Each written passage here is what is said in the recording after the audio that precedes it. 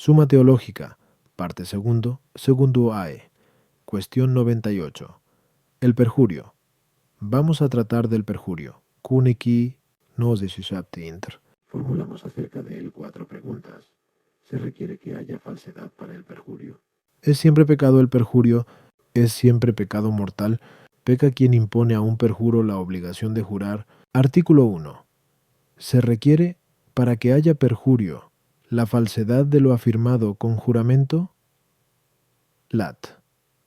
Objeciones por las que parece que no se requiere para el perjurio la falsedad de lo afirmado bajo juramento. 1. Porque como antes dijimos que 3. Lo mismo que la verdad debe acompañar siempre al juramento, deberán acompañarlo también el juicio y la justicia. Luego, así como se incurre en perjurio por falta de verdad, se pecará también por falta de juicio, como ocurre, por ejemplo, al jurar sin discreción, o por falta de justicia, por ejemplo, al formular con juramento el propósito de hacer algo ilícito. Lo que confirma una cosa tiene mayor firmeza que la cosa confirmada, y así, en los silogismos, es mayor la firmeza de los principios que la de las conclusiones. Ahora bien, en el juramento se toma el nombre de Dios para confirmar con él declaraciones humanas. Luego parece que tiene más de perjurio el jurar poniendo a los falsos dioses por testigos que el faltar a la verdad en lo que uno afirma bajo juramento. 3. Los hombres juran en falso. Escribe San Agustín en su sermón De Verbis Apostol, Jacobi, cuando quieren engañar o ellos están engañados. Ilustra esta afirmación con 3 ejemplos. El primero de ellos es: suponte que aquel que jura piensa que lo que jura es verdad, o que aquel otro, es el segundo ejemplo, sabe que es falso lo que dice y jura, a pesar de ello, que es verdad. O imagínate, por fin, que un tercero piensa que una cosa es falsa y jura, a pesar de ello, que es verdad, y, de hecho, acaso lo sea. Sobre este último añade que es un perjuro. Luego se puede ser perjuro, aunque se diga bajo juramento la verdad. Por consiguiente, la falsedad no es requisito esencial al perjurio. Contra esto está la definición del perjurio: mentira afirmada bajo juramento. Respondo que, como antes indicamos, Kia 92a. 2. Los actos morales se especifican por el fin. Ahora bien, el fin del juramento es confirmar la palabra dada por los hombres, y no cabe duda de que a tal confirmación se opone la falsedad, pues no por otra cosa se confirma la palabra dada, sino porque se nos muestra con firmeza que es verdad, lo que de hecho no puede acontecer si la cosa de la que se trata es falsa. Por tanto, la falsedad atenta directamente contra el fin del juramento. De ahí el que la perversidad del juramento al que llamamos perjurio se especifique sobre todo por la falsedad. La falsedad, por consiguiente, es esencial al perjurio. A las objeciones. 1. Y tal como dice San Jerónimo, hay perjurio siempre que falta cualquiera de esas 3 cualidades, aunque no en el mismo grado. Primaria, y principalmente, por la razón aducida, hay perjurio siempre que hay falta de verdad. Secundariamente, cuando falta la justicia, pues cualquiera que jura hacer algo ilícito incurre por lo mismo en falsedad, porque está obligado a todo lo contrario. Y, en tercer lugar, siempre que hay falta de juicio, porque cuando uno jura indiscretamente, sin más se pone en peligro de incurrir en falsedad. Los principios en los silogismos son más firmes porque tienen razón de principio activo, como leemos en el Grundphysik, pero en los actos morales es más importante el fin que el principio activo. Y por eso, aunque al poner por testigos a los falsos dioses, aun jurando con verdad, el juramento es perverso, sin embargo la definición del perjurio se toma de la perversidad, que por el hecho de jurar en falso, destruye la finalidad del juramento. 3. Los actos morales proceden de la voluntad, cuyo objeto es el bien aprehendido por la razón, de ahí que, si a lo falso la razón lo considera verdadero, por lo que se refiere a nuestra voluntad, será materialmente falso, formalmente verdadero, pero si a lo realmente falso lo considera falso, será falso material y formalmente, y si a lo que es verdadero lo tiene por falso, será materialmente verdadero, formalmente falso. En todos estos casos, por tanto, queda a salvo de algún modo la esencia del perjurio, por lo que cada uno de ellos contiene de falsedad. No obstante, porque en cada uno lo formal prevalece sobre lo material, no es tan perjuro el que jura en falso, pensando que lo que jura es verdad, como el que jura que es verdad lo que considera falso. Dice, pues, San Agustín en el lugar citado: interesa saber de qué modo las palabras proceden de nuestro espíritu, porque quien hace culpable a nuestra lengua no es otro que nuestra mente culpable. Artículo 2. ¿Es pecado todo perjurio? Lat. Objeciones por las que parece que no todo perjurio es pecado. 1. Porque según parece, es perjuro todo el que no cumple lo que prometió con juramento. Pero, a veces, uno se compromete con juramento a cometer algo ilícito, por ejemplo, un adulterio o un homicidio, y, si lo comete, peca. Luego, si peca igualmente con pecado de perjurio, si no lo comete, sería este un caso en que el hombre no sabría por dónde debe tirar. Do. Nadie peca haciendo lo mejor, pero a veces uno, quebrantando el juramento, realiza un bien mejor. Tal es el caso del que juró no entrar en religión o no practicar ninguna obra virtuosa. Luego, no todo perjurio es pecado. 3. Incurre en perjurio, al parecer, el que jura hacer la voluntad de otro si no la hace. Pero a veces puede ocurrir que no peque al incumplirla. Por ejemplo, cuando se le manda algo demasiado costoso e insoportable. Luego, no todo perjurio, según parece, es culpable. Sar. El juramento promisorio se refiere a las cosas futuras, lo mismo que el asertorio a lo pasado y presente, pero puede acontecer que cese la obligación del juramento porque surge algo en el futuro con lo que no se contaba, como cuando una ciudad se compromete con juramento a hacer algo, y después se incorporan a ella nuevos ciudadanos que nada de eso han jurado, o cuando un canónigo jura cumplir los estatutos de una iglesia, y más tarde se introduce algo nuevo, luego parece que quien transgrede el juramento no peca. Contra esto está lo que dice San Agustín en el sermón De Verbis Apost. Jacobi, hablando del perjurio: ¿veis cuán detestable es esa bestia y cuán digna de ser desterrada de los negocios humanos? Respondo que, como antes expusimos, pudeseis a 1. Jurar es invocar a Dios como testigo. Ahora bien, es un acto de irreverencia hacia Dios el ponerlo por testigo de una falsedad, porque esto es como dar a entender que Dios no conoce la verdad o que quiere hacer de testigo falso.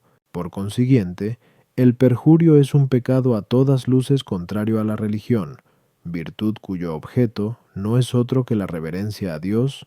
A las objeciones. 1. Quien promete bajo juramento hacer algo ilícito, sin más, incurre en perjurio por defecto de justicia. No incurre en cambio en perjurio si deja de cumplir lo que ha jurado, porque tal objeto no era materia de juramento. Do. El que jura que no entrará en religión, o que no dará limosna y cosas por el estilo, sin más incurre en perjurio por falta de juicio. Según esto, al hacer lo que es mejor, no incurre por ello en perjurio, sino todo lo contrario, pues lo opuesto a estas buenas acciones no podía constituir materia de juramento. 3. Cuando alguien jura o promete que hará la voluntad de otro, se sobreentiende en el juramento o la promesa la siguiente condición: que aquello que se le mande sea no solo lícito y honesto, sino también soportable o moderado. Por ser el juramento una acción personal, el que se incorpora como nuevo residente a una ciudad no está obligado, como si hubiese jurado, a cumplir lo que la ciudad prometió con juramento. Lo está, no obstante, por otros motivos. Por cierto, deber de fidelidad, la cual le obliga a participar en las cargas de la ciudad, lo mismo que en los beneficios. Y en cuanto al canónigo que jura guardar los estatutos vigentes en una colegiata, decimos que tampoco está obligado por razón del juramento a cumplir los que en el futuro se introduzcan, a no ser que hubiese tenido intención de obligarse al cumplimiento de todos, los pasados y los futuros. Está obligado, no obstante, a guardarlos en virtud de los mismos estatutos, los cuales, como consta por lo dicho, 1.2.96 a 4, implican fuerza coactiva. Artículo 3. ¿Es pecado mortal todo perjurio? Lat. Objeciones por las que parece que no todo perjurio es pecado mortal. Pon. Porque leemos en los decretales, en la cuestión que aquí se plantea sobre si quedan libres de la obligación del juramento, quienes se vieron forjados a hacerlo para poner a salvo su vida y sus bienes, no pensamos de otro modo que como sabemos que opinaron los pontífices romanos, nuestros predecesores, que absolvieron a éstos de sus juramentos, por lo demás, para proceder con más tiento y a fin de evitar todo peligro de perjurio, no se les diga expresamente que no cumplan lo que con juramento han prometido, sino que, aunque no hayan caso alguno de ello, no por eso van a ser castigados como quien comete un pecado mortal. Luego no todo perjurio es pecado mortal. Conforme dice el Crisóstomo, es más jurar por Dios que por el Evangelio. Ahora bien, no siempre peca gravemente el que pone a Dios por testigo de una cosa falsa, como ocurre, por ejemplo, cuando se emplea la fórmula del juramento en plan de broma o hablando a la ligera. Por consiguiente, tampoco será siempre pecado mortal quebrantar el juramento solemne que se hace por el Evangelio. 3. Según el derecho, quien comete perjurio incurre en infamia, como aparece en Besupacu, Uncap infams, pero no por cualquier perjurio se incurre, según parece, en infamia, conforme se dice acerca del juramento asertorio, violado por el perjurio. Luego no todo perjurio, según parece, es pecado mortal. Contra esto está el que es mortal todo pecado contra un precepto divino, pero el perjurio va en contra de un precepto divino, pues se nos dice en Lev 19:12, no perjurarás en mi nombre. Luego es pecado mortal. Respondo, que conforme a la doctrina del filósofo, lo que hace que algo sea lo que es, lo es mucho más. Vemos, en efecto, que lo que de suyo es pecado venial o incluso bueno en sí mismo, si se lo hace por desprecio a Dios, pasa a ser un pecado mortal. Luego con mayor razón será pecado mortal, lo que por naturaleza implica desprecio hacia Dios. Ahora bien, el perjurio, por su misma naturaleza, importa desprecio a Dios, pues, como se dijo, a 2. Por eso es constitutivo de culpa, porque es acto de irreverencia hacia Dios. Por consiguiente, es cosa manifiesta que el perjurio por sí mismo, ex suo genere, es pecado mortal. A las objeciones 1. Como dijimos antes, cos 89 7 ad 3. La coacción no quita su obligatoriedad al juramento promisorio, si se trata de compromiso que lícitamente se puede cumplir. Por tanto, si alguien no cumple lo que coaccionado prometió con juramento, incurre en perjurio y peca mortalmente. Puede, no obstante, ser dispensado de esa obligación por el romano pontífice, sobre todo si ha sido forzado a obrar por miedo grave, capaz de atemorizar a un hombre fuerte, y en lo que se dice de que tales personas no han de ser castigadas como por delitos mortales, eso no significa que no pequen mortalmente, sino que, al castigar, se les impone una pena menor. Quien perjura en bromas, no solo no evita el cometer una falta de irreverencia a Dios, sino que hasta cierto punto hace que sea mayor. Por tanto, esto no impide que incurra en pecado mortal. En cuanto al que jura en falso por ligereza, si se da cuenta de que jura y de que jura en falso, no queda exento de pecado mortal, como tampoco de estar despreciando con tal proceder a Dios. Si no se da cuenta, no parece que tenga intención de jurar, y por tanto queda excusado de perjurio. Por otra parte, es pecado más grave jurar solemnemente por el Evangelio que jurar por Dios en la conversación ordinaria, y esto no sólo por el escándalo dado, sino también porque implica mayor deliberación, aunque, en igualdad de circunstancias de una y otra parte, hay más grave perjurio en quien jura en falso poniendo a Dios por testigo, que en jurar en falso por el Evangelio. No por cualquier pecado mortal se incurre en infamia de derecho. De ello no se sigue que quien jura en falso con juramento asertorio, aunque no sea declarado infame por el derecho, sino sólo por sentencia definitiva dictada contra él en un proceso, deje por eso de incurrir en pecado mortal. La razón por la que se considera más infame al que infringe el juramento promisorio hecho con solemnidad es porque queda en su poder, después de haber jurado, el probar que en su juramento había verdad, lo que no ocurre en el caso del juramento asertorio. Artículo 4. Peca quien obliga a un perjuro a prestar juramento. Lat. Objeciones por las que parece que peca el que impone a un perjuro la obligación de jurar. Jun. Porque o se está seguro de que jura con verdad, o se sabe que jura en falso. Si lo primero, para nada sirve el que se le imponga la obligación de jurar. Si lo segundo, en lo que de él depende, lo induce a pecar.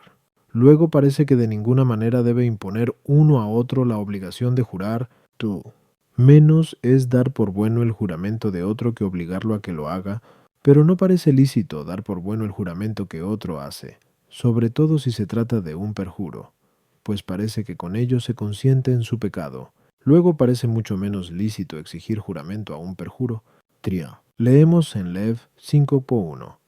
Si alguien pecare, oyendo a otro jurar en falso, y siendo testigo de ello, porque lo vio o se enteró de algún modo, no lo denunciare, contraerá él mismo su iniquidad.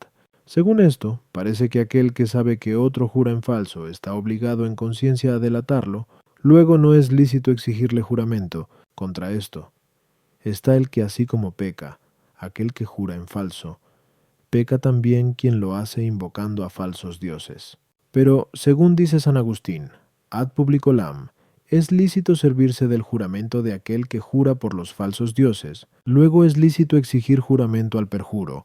Respondo, que parece que es preciso hacer una distinción en lo referente a la persona que exige juramento a otra, pues o lo exige a su favor de manera espontánea, o a favor de otro por imperiosa necesidad de su cargo, y en el caso de que exija juramento a favor de sí misma como persona privada, nos parece que, como dice San Agustín en su sermón de Periuris, debe distinguirse de nuevo, pues si no sabe que el otro va a jurar en falso, y esa es la razón por la que le dice júramelo, para así dar crédito a su palabra, no es pecado. Constituye, sin embargo, una especie de tentación humana, ya que nace de cierta desconfianza, debido a la cual uno duda de que el otro va a decirle la verdad.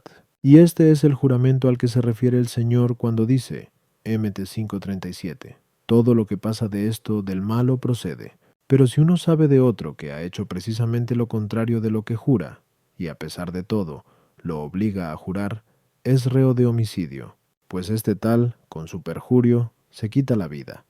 Pero el que le fuerza a obrar así, presiona sobre la mano del suicida. Mas si alguno exige de otro el juramento como persona pública, conforme a las normas del derecho a petición de un tercero, no parece tener culpa alguna si así obra, sepa o no, si va a jurar en falso o con verdad, pues, según parece, no lo exige él, sino la persona cuya petición atiende. A las objeciones, esta objeción entonces es válida, cuando alguien exige juramento a su favor, sin saber siempre, a pesar de ello, si el que jura lo hace con verdad o en falso, pero hay otros casos en que se duda de un hecho y se cree que jurará con verdad, por lo que, para estar más seguro, se le exige el juramento. Tú, a como escribe San Agustín, ad publicolam, aunque se nos haya dicho que no juremos, no recuerdo haber leído jamás en la Sagrada Escritura la prohibición de dar por bueno el juramento de otro. Por consiguiente, el que lo da por bueno no peca, salvo en el caso en que por propia iniciativa obligue a jurar a quien sabe que jurará en falso. Tri.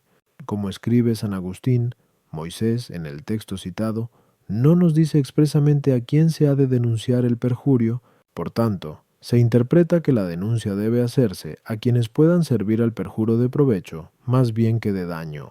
Tampoco dice nada sobre el orden que debe seguirse en la denuncia.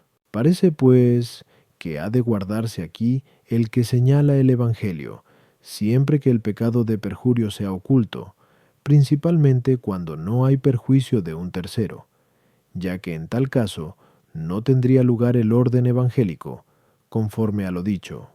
7. 4. Es lícito servirse del mal para conseguir un bien, como lo hace el mismo Dios. Sin embargo, no es lícito inducir a otros al mal. Por consiguiente, es lícito aceptar el juramento de quien está dispuesto a jurar por los falsos dioses, pero no es lícito inducirlo a que lo haga Distinto es el caso, sin embargo, de aquel que pone por testigo al verdadero Dios y jura en falso, porque en este juramento falta la buena fe que descubrimos en el que por sus falsos dioses jura con verdad, tal como escribe San Agustín ad publicolam. De ahí que en el juramento de quien, poniendo al verdadero Dios por testigo, jura en falso, no parece que haya bien alguno del que pueda alguien lícitamente servirse.